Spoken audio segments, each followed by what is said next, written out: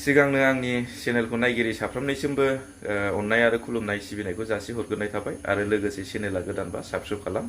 आङो दिनै मोनसे आपडेट होनो नागिरदों। बे आपडेटानो जाबाय थिपकाय ओनसोलावहाय जेनाखि फुटबल जरा जेनाखि आदानि कम्पानि हानि दावराव बा जेंनानि सायाव हमनो मोनबाय हमजाबाय होनलायनाय ओरैबायदि गारिनिफ्राय बोख्लायलायनाय नोंथांमोननो आं देखायलांनो नागिरदों। नोंथांमोनहा भिडिअखौ जोबजासिम नायबानो जाबाय। बिदिबा नोंथांमोनहा नायलांदो। लोगोसे चेनेला गोदानबा साबस्क्राइब खालामना